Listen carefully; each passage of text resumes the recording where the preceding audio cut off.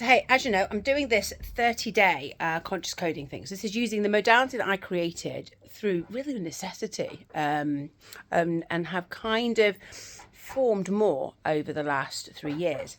And I wanted to really put it to the test. So what conscious coding does, in a nutshell, it takes the problem you've got and it solves it. It doesn't really matter what the problem is.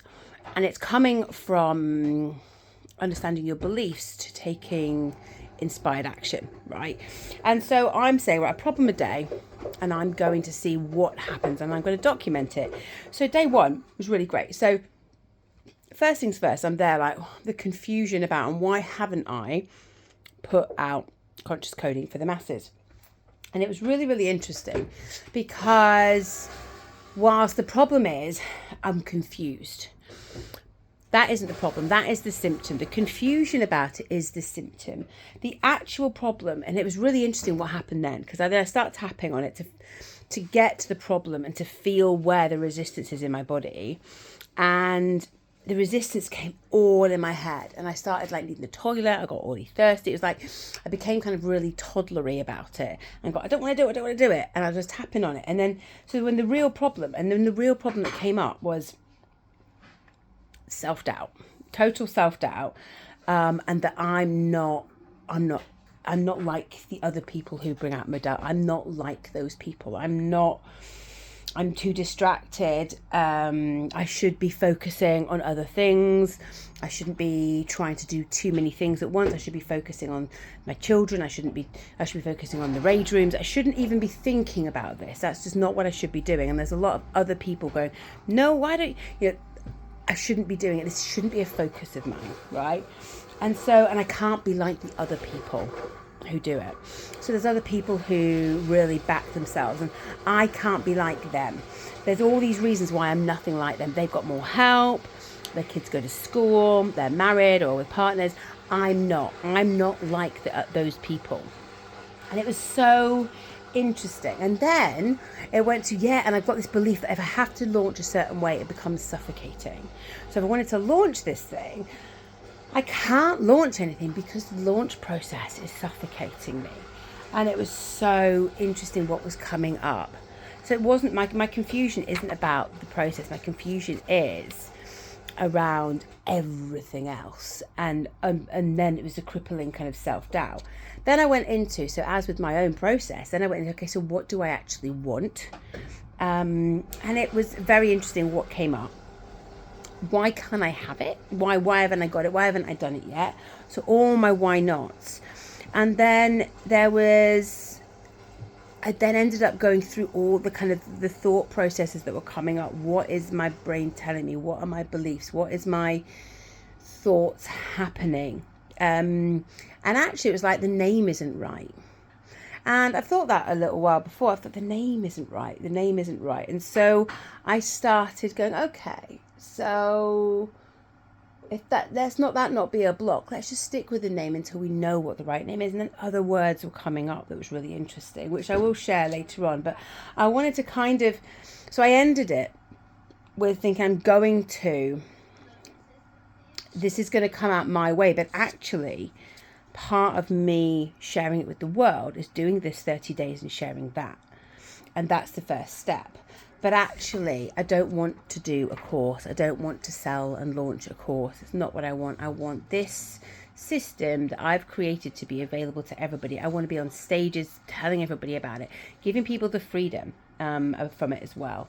And away from my why nots.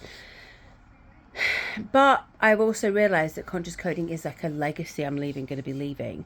It's part of who I am. That's my imprint on the world, if you like. But then what happened was I released a lot of stuff around why I haven't done it yet, and I actually slept in the following day, and I don't sleep in ever. Not only that, my little baby slept in. My other little boy wasn't very well, so he wasn't going to go to his usual classes in the morning, and it was quite amazing. I then went into panic, and what's interesting about that is then went into panic about not being good enough, about, oh my God, all the other things. So that was super interesting.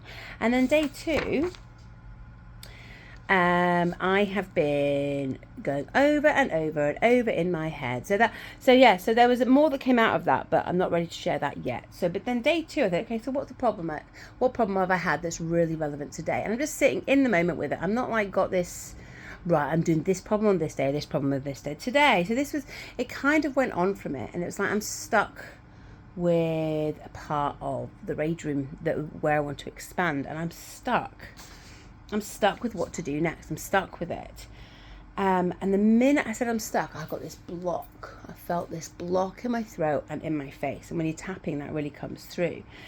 And actually, it wasn't that I'm stuck with that. The real problem is that I'm detached from it because I run the rage room, but I'm not in it all the time. That's what I wanted. So I'm passionate about the rage room. I'm actively in it every day, but I'm not in there every single day running all the rages. I do all the other bits that I can do whilst having a family. It's my fear of the big detachment. How can I do anything more when I'm not in it all the time? How can I possibly do that? And then I was like, because sometimes when you've got information that can, so am I actually just self-sabotaging by wanting to move it on, by wanting to create more rooms? Is that a self-sabotage? It's already successful. Why do I want more? That was super. So I was like, oh, actually, no, just because I know about self-sabotage, then I'm thinking, oh, am I self-sabotaging? But what happened is I'm overthinking, I'm doing this, I'm unafraid, I'm jeopardizing. So now what became really clear is, right, when I started the rage room, I had nothing to lose. I literally was like, do you know what? Fuck it, let's do it, because if it all goes wrong, it doesn't matter. I can't be in any worse a situation. Let's just throw ourselves in and just do it and fly by the seat of my pants, which is how I operate very well. Intuitively, fast. That's how I work well. And what I've realized I do when the stakes are higher, I think about it more. I'm like, oh, actually, if I do mess that up, then there could be a problem. I could fail. And if I fail now, I'll be losing more. And that's what I noticed. I've stopped operating in the way that I operate well. Not out of scarcity, but out of intuition. And I've stopped doing that because the stakes are higher, because I've more to lose. And I was like, whoa, that was amazing.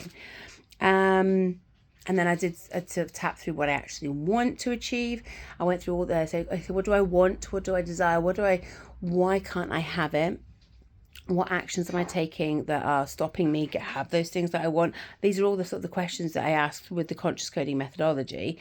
And then it's the actions I'm going to take, the beliefs that I have about myself. What actions can I take with the beliefs I currently have, even if they're opposing? And what came of that was, so I'm really excited for day. So what am I actually doing?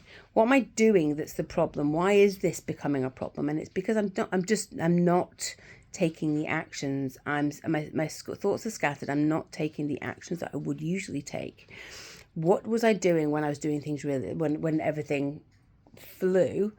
And why am I not doing those things? As in, I want things to grow. So to grow, what works?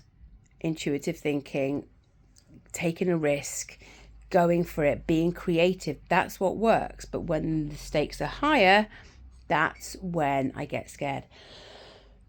So that was super interesting. So I'm really excited for day 3.